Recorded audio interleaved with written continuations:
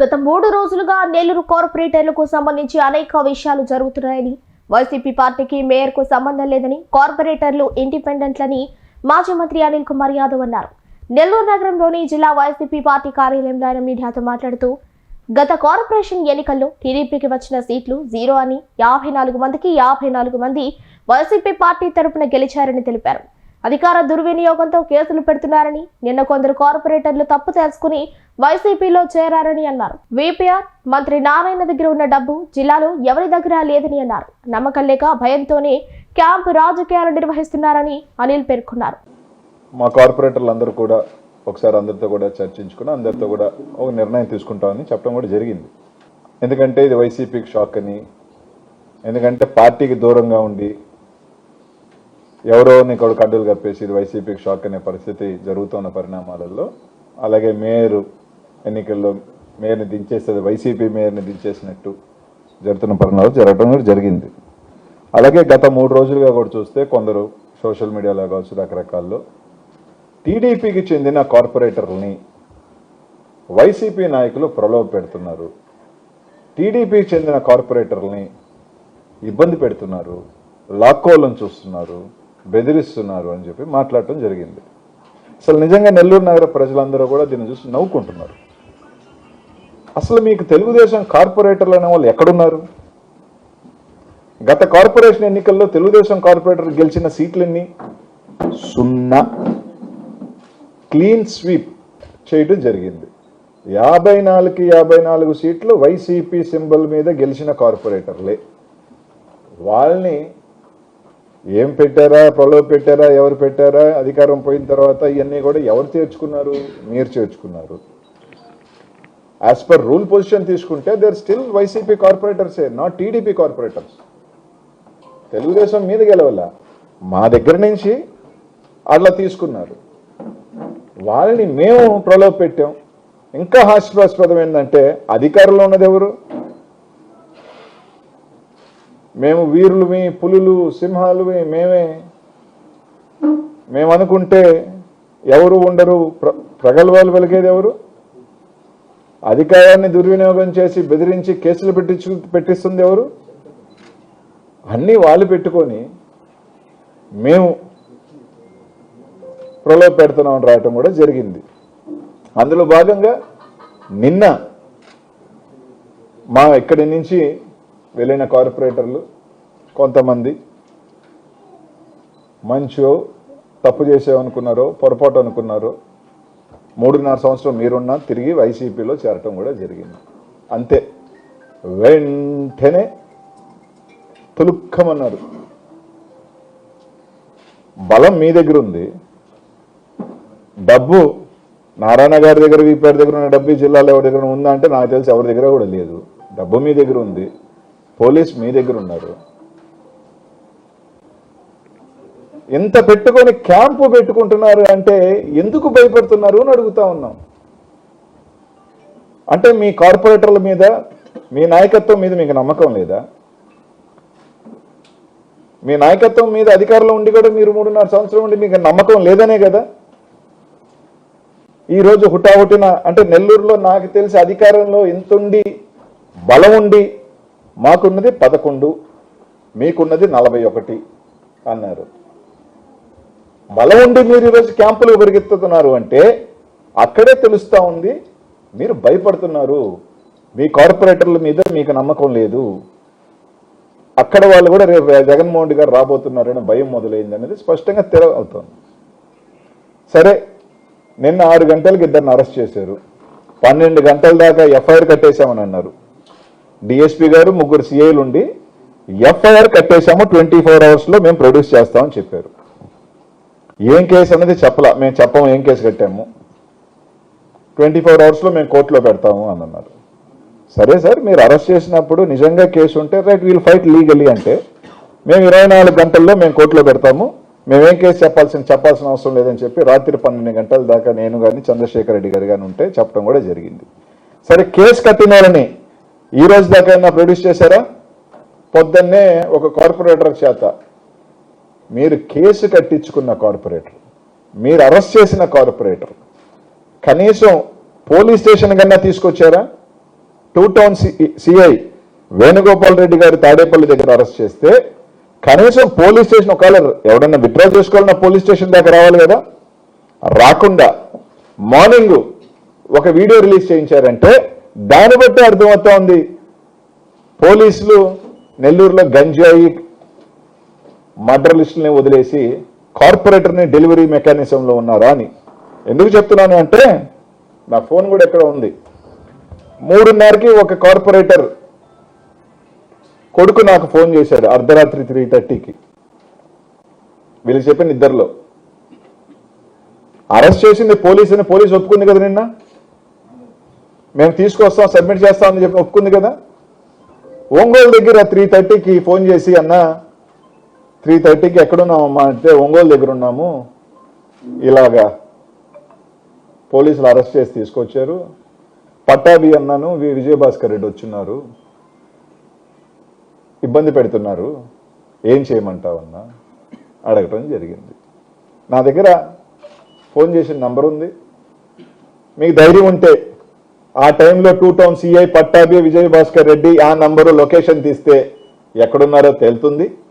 మీకు కరెక్ట్గా ఉంటే 3 o'clock రాత్రి 3 to 3:30 మధ్యలో నాకు ఫోన్ చేసి మాట్లాడటం జరిగింది.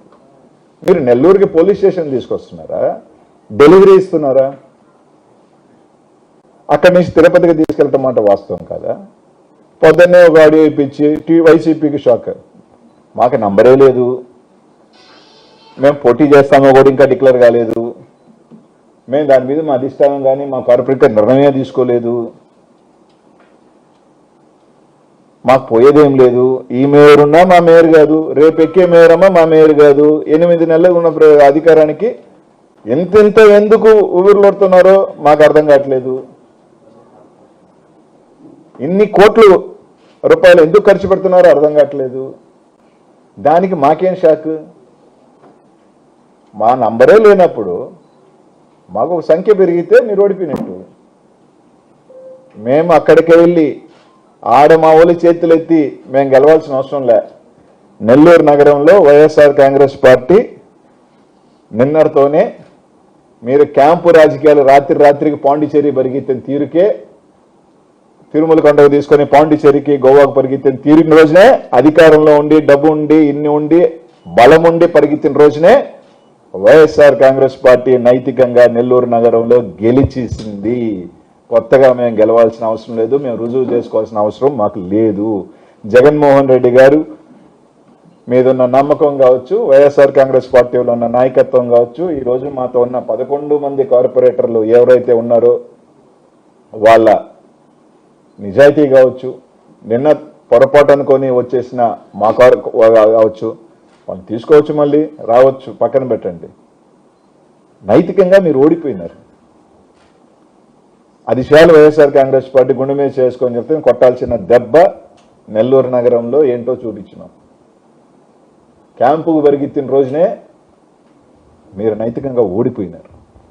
పోలీసులు ఈరోజు చెప్తా ఉన్నా, నేను సవాల్ చెప్తా ఉన్నా, పోలీసుని అడ్డు పెట్టుకొని పోలీసుని వదిలేసి ఈరోజు రియాజ్ వాళ్ళ మామని వాకాడ్లోంచి తీసుకొచ్చినారు. వాళ్ళ మామని రామ్ కుమార్ రెడ్డి అన్న కూడా వాకాడ్ పోలీస్ స్టేషన్లో కంప్లైంట్ ఇచ్చాడు. పోలీసులను అడ్డు పెట్టుకుని ఒక పక్క రౌడీలను అడ్డు పెట్టుకుంటా ఉంటారు, గంజాయి, ఒక పక్క చంద్రబాబు నాయుడు గారు ఏం చెప్తా ఉన్నారు, నెల్లూరుకి ఏమైపోయింది, ప్రశాంతంగా ఉన్న నెల్లూరు ఏమైపోయింది, ఇట్లాంటి వాళ్ళని పెడితే ఇలాగే అయిపోయింది, రౌడీయిజం అయిపోయింది, గంజాయిజం అయిపోయింది, కార్పొరేటర్ డెలివరీ పోలీసులు గంజాయి వదిలేసి ఏం చేస్తున్నారు, వైసీపీ వాళ్ళు ఎవరి మీద ఉన్నారు రౌడీ షీట్లు పెడదాం, వైసీపీ వాళ్ళు ఎవరి మీద ఉన్నారు కేసులు పెడదాం, వైసీపీ వాళ్ళు ఎవరున్నారు ఇబ్బందులు పెడదాం, వైసీపీ నాయకులు ఎంతమందిని జైల్లో పెడదాం, మేము సునకానందం పొందుదాం. ఈ పనిలో తప్ప గంజాయి పట్టుకునే వాళ్ళని ఈయన పనులు ఎక్కడున్నారు? కంప్లైంట్ ఇచ్చిన వెంటనే సిఐ తాడేపల్లికి పోయి నిందితుని పట్టుకున్నాడంట. ఏడైనా 5 పోలీస్ స్టేషన్లో మీరు కంప్లైంట్ ఇస్తే హుటాహుటిన ఏడున్నాడు, రైడ్ బెంగళూరులో ఉన్నాడా, ఢిల్లీలో ఉన్నాడా, ట్రైన్ ఎక్కే సినిమా ఏడని చూశారబ్బా? నెల్లూరులోనే చూస్తున్నాం. నారాయణ గారు విద్యా వ్యవస్థలోంచి వచ్చావు, ఉపాధ్యాయుడిగా వచ్చావు, వ్యవస్థను పెట్టావు,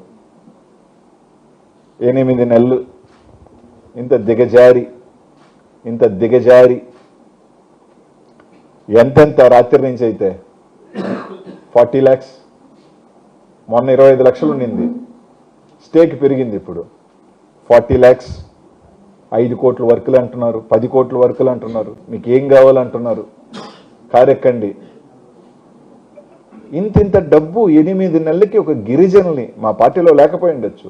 ఎందుకు చెప్తున్నానంటే ఈ మాట, అగ్రవర్ణాలకి, బీసీల్లో కొన్ని కులాలకి ఎమ్మెల్యేల అవకాశాలు వస్తాయి. మన జిల్లాలో ఎస్సీ సామాజిక వర్గానికి సంబంధించిన ఎమ్మెల్యేల అవకాశాలు ఉన్నాయి.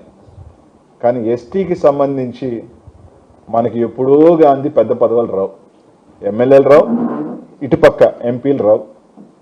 ఎప్పుడో ఒక మేయర్ వస్తుంది, ఎప్పుడో ఒక జిల్లా పరిషత్ చైర్మన్ వస్తుంది. మేయర్కి ఎన్ని సంవత్సరాలకు వస్తుందో ఎందుకు చెప్తున్నాను అంటే, ఈరోజు ఇది నాకు 2 ఎస్టీ కార్పొరేటర్లు 2014లో ఆ రోజు అధికారంలో లేకపోయినా మాతో ఉన్నారు.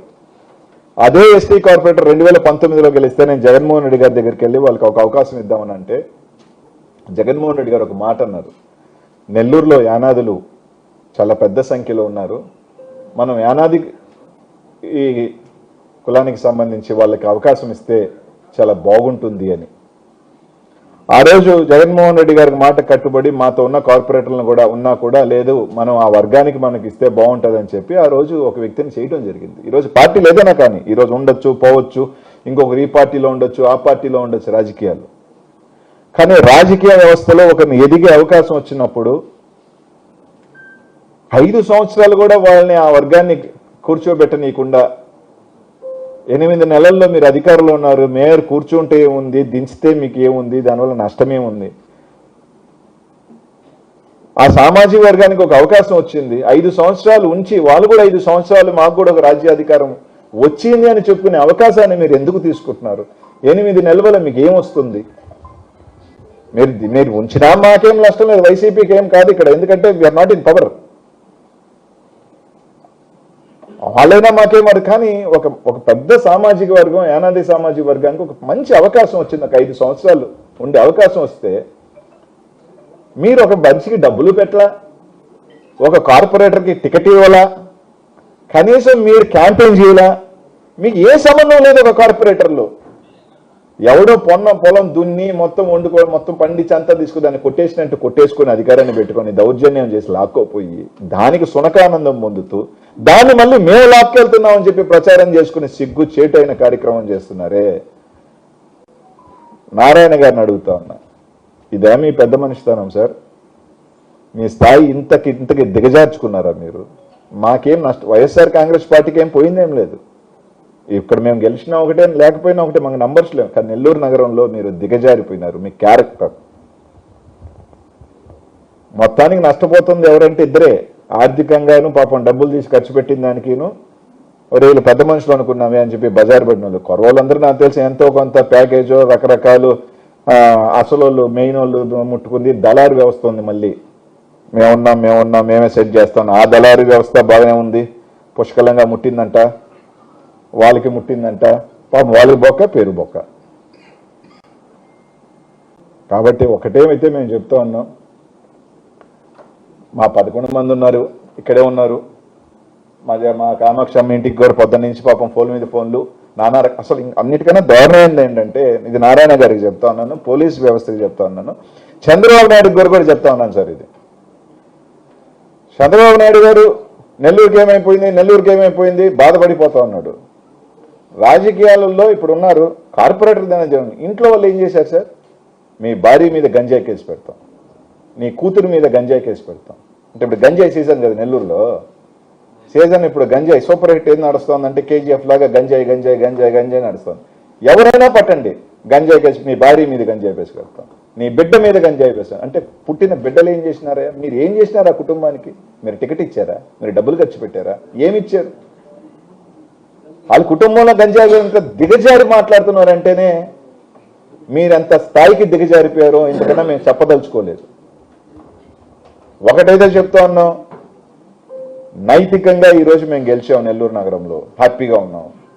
మేయర్ గెలుస్తుందా దించుతుందా అది మాకు నోవేర్ కన్సర్న్డ్. మా పార్టీ కాదు ఆమె, యాజ్ అన్ అపోజిషన్ పార్టీ మేము వెళ్ళాలనుకుంటే వెళ్తాం, నిరసన తెలిపాలంటే తెలుపుతాం, వస్తాం, అది వేరే సంబంధం. మా పార్టీలోకి రావాలనుకున్న వాళ్ళు వచ్చినా ఆహ్వానిస్తాం, తప్పదు, అది నిరంతర ప్రక్రియ. రాజకీయాలలో మేము అడుగుతాం ఎందుకురా నాయన అని. బాధపడిన వాళ్ళు, ఆడ ఉండలేని వాళ్ళు, ఇమ్మడి లేని వాళ్ళు వస్తారు. పోలీసులకు కూడా సార్, ఆ గంజాయి వాళ్ళు, మర్డర్స్లు వాళ్ళు చాలా మంది తిరుగుతూ ఉన్నారు. వాళ్ళని వదిలేసి వాకాడికి వెళ్ళి వాళ్ళని తీసుకొచ్చి పోలీసుని బెదిరించి డెలివరీ సిస్టమ్ మానుకోండి. మీరు ఈ వదిలేసి ఈ మీద పడ్డారు కాబట్టే గంజాయి పెరుగుతోంది, మర్డర్లు పెరుగుతున్నాయి, దోపిడీలు పెరుగుతూ ఉన్నాయి. ఒక పీఠం మీద మీరు పెట్టే పీఠం మీద ఒకటి గుర్తుపెట్టుకోండి, మీరు పెట్టే పీఠం మీద ఎట్లాంటి కుటుంబాన్ని పెడుతున్నారో ఒకసారి చూసుకోండి. అది సంకేతం ఏం పోతుందో చూసుకోండి. పొరపాట్లు మేము చేసి ఉండబట్టే ఈరోజు మేము ప్రతిపక్షంలో ఉన్నాం. మేము సరిదిద్దుకొని మళ్ళీ అధికారంలోకి వస్తాం. ప్రజలు మాకు ఈరోజు మీరు చేసే తప్పులు ఏదైతే మేము చేసిన తప్పులు ఓకే, మేము మంచి చేసామా చెడు చేసాము రైట్, ప్రజలు మాకు ఇచ్చారు, మేము ఫైట్ చేస్తాం. మీరు కూర్చోబెడుతున్న అభ్యర్థి ఎట్లాంటి అభ్యర్థులు, ఏం సంకేతాలు పంపిస్తున్నారు? ఓహో వీళ్ళ క్రైమ్ చేసినా, వీళ్ళు పని చేసినా పైన ఉన్నారంటే మేము కూడా చేయొచ్చు అనేది కదా సంకేతాలు మీరు పంపిస్తా ఉన్నారు.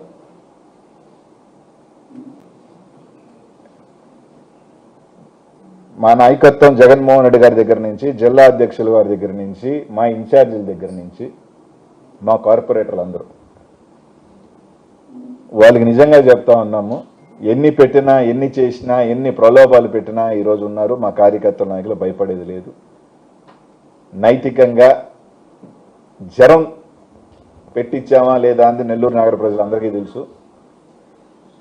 మాకేం ఇబ్బంది లేదని చెప్పి తెలియజేసుకుంటూ, నిన్న చేసిన చర్య నీచమైన చర్య